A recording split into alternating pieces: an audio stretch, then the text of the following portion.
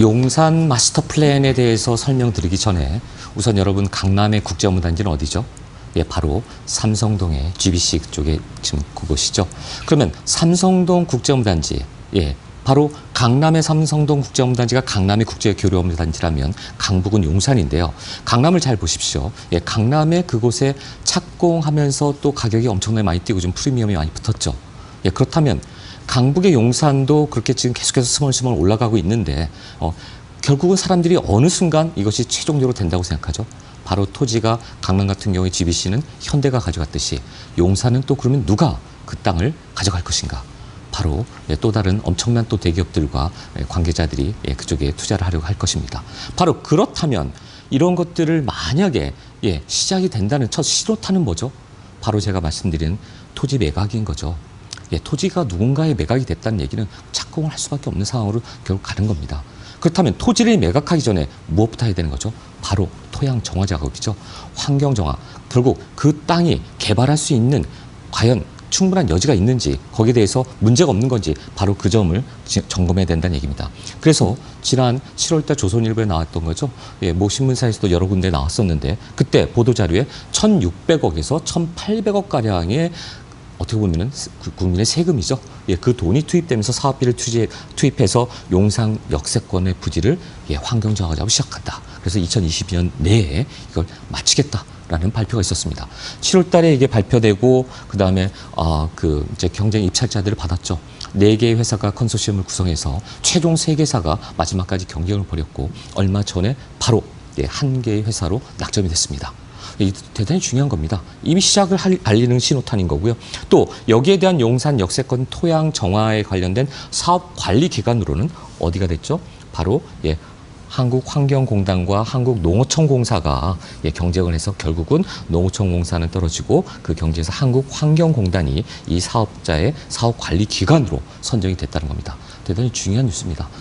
이 부분에서 이미 이게 스타트가 됐고 또 제가 왜 이 말씀을 드리려고 하냐면요. 여기 지금 최근에 보도 뉴스에 나온 것 중에 중요한 부분에서 제가 말씀드립니다.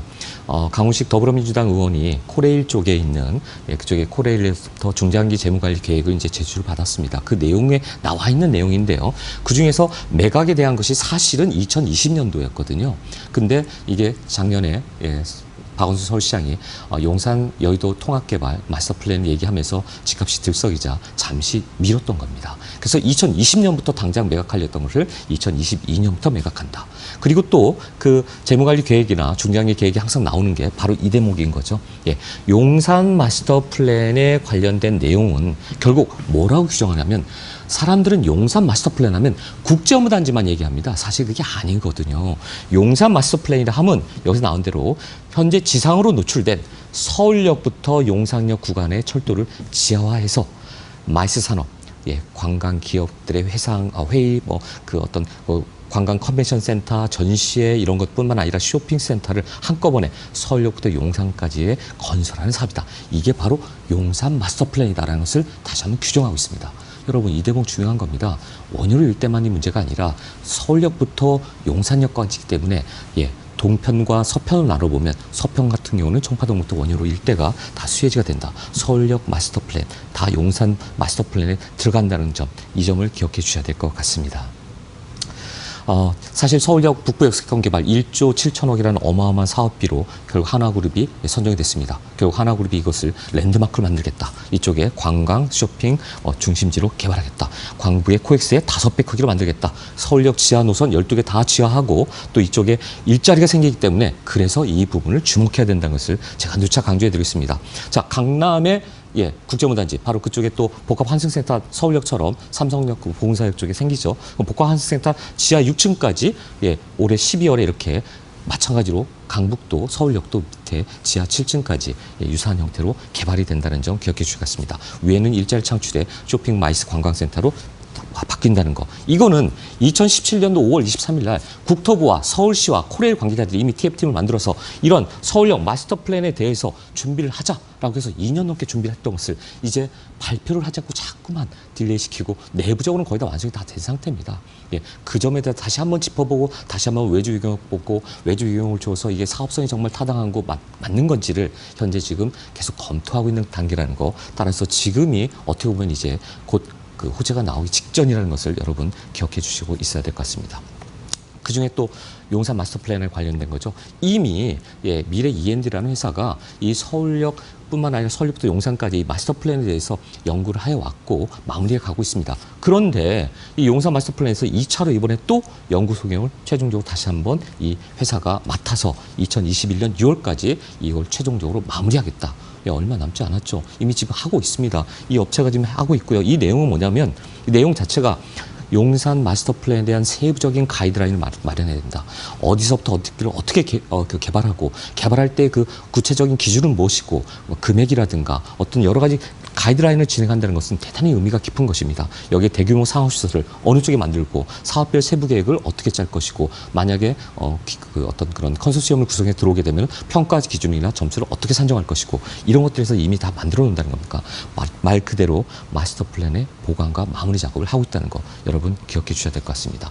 또 하나 있죠. 서울시 도시계획국에서 올해 1월부터 새로 산하 전략기획과를 신설했습니다. 도시계획국 밑에 이렇게 전체 지도에서 보시면 그 조직도에서 도시계획국 밑에 산하의 전략기획팀을 만들어 놓고 여기에 전략기획팀은 용산 여의도 주요 거점 육성 전략을 수립하는 거고요. 또 그뿐만 아니라 용산에 관련된 업무 계획이나 용산 정비창 개발 사업 구상 및 협상 관련 업무를 또 맡고 있고 용산의 생활권 계획 운영, 실행 계획 또 이러한 여러 가지 운영 기준에 관련 사항을 이미 서울시가 준비하고 있다는 거 기억해 주셔야 될 것 같습니다. 용산 마스터 플랜의 국제업단지뿐만 아니라 또 용산 공원의 민족공원에 관련된 것도 도심전략사업팀에서 무려 팀장 밑에 3명의 주무관을 두고 이렇게 용산에 관련된 모든 계획과 개발을 서울시도 열심히 지금 물밑에서 준비하고 있다는 거 여러분 기억해 주셔야 될 것 같습니다.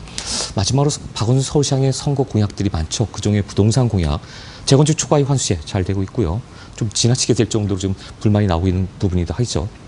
도시재생정비사업 엄청나게 푸시하고 있습니다. 임대주택 24만 가구 계속 문제 없다고 얘기를 하고 있고요. 하지만 문제되는 데가 바로 이 부분인 거죠. 오른쪽에 보시는 강남 강북의 균형 발전, 녹색 보행로 완성, 서울역부터 용산까지 아직 완성되지 않았지만 최근에 또 영국의 짐 워커라는 그 워크 21이라는 워크 21센츄리라는 회사의 회장이 와서 힘을 실어주고 갔죠. 보행로는 반드시 필요하다. 도심 내 굳이 외곽까지 갈 필요가 아니라 도심 내 산책로, 보행로가 필요하다. 따라서 서울역을 연결시켜야 된다. 역사까지. 그 얘기는 서울역부터 용산도 연결시켜야 된다는 의미로 받아들이고 있습니다. 힘을 실어주고 왔습니다. 삼성동 GBC, 서울역, 용산국제문단지 어떤 게 안 됐습니까? 바로 이 부분인 거죠.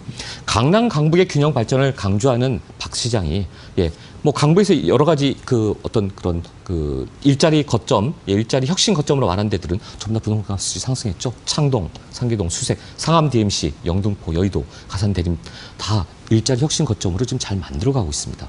그렇다면 거기가 아닌 마지막 한 곳, 강남의 국제교류 복합지구는 이미 착공을 해서 지금 준비 가고 있다면 남아있는 딱 하나, 바로 서울부터 용산까지 국제지구 단지에 대한 개발 시작을 해야 되는 거죠. 해야지만 본인의 어떻게 보면 본인이 삼선 서울시장 있는 동안 어마어마한 일을 했다. 진짜 서울을 세계적인 도시로 그중에서 또 서울역과 용산을 세계적인 거점 도시로 만든다는 그런 본인의 어떻게 보면 대선 출사표 같은 그런 선거 공약이라고 할 수 있을 것 같습니다. 마지막으로 또 우리 용산 4선 구청장님, 성장현 구청장이 용산에 대한 결연한 취지, 용산 마스터 플랜 조속한 발표와 추진이 필요하다고 몇 차례 언론을 통해서 계속해서 인터뷰 때마다 빨리 시작해라, 빨리 해야 된다, 더 이상 늦출 수 없다는 것을 강조하고 있습니다. 사실 그렇다면 이렇게 용산 프로젝트에 대한 용산 마스터 플랜이 나왔을 때 여러분 투자를 어디 해야 되는가요? 투자처가 중요하죠.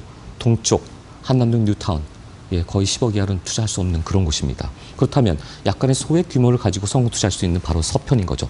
이 서편 중에서도 어디 해야 될까요?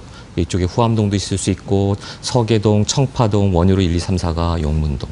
그럼 여러분은 이 축을 따라서 투자하실 때 과연 어디에 어떤 곳에 투자를 해야지만 가장 여러분이 성공 투자를 할 수 있을까?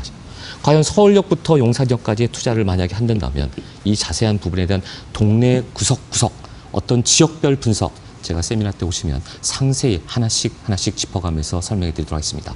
세미나는 선착순을 받고 있고요. 오신 분에 한해서 다 무료 상담까지 해드리고 있습니다.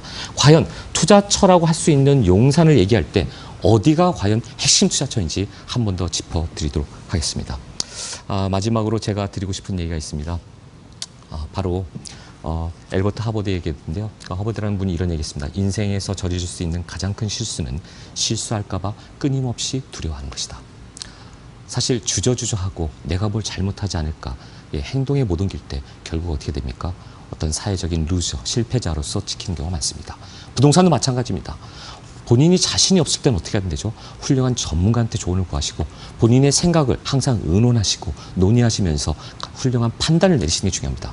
훌륭한 분석과 판단 하에 만약에 실행해야 된다면 과감하게 용기를 내서 도전하는 게 필요합니다. 그러한 훌륭한 판단과 분석을 함에 있어서 조언이 될 수 있는 협력자가 되도록 제가 노력하겠습니다. 성공 투자 바로 그 곁에 제가 있도록 하겠습니다. 기억해 주십시오. 이상입니다.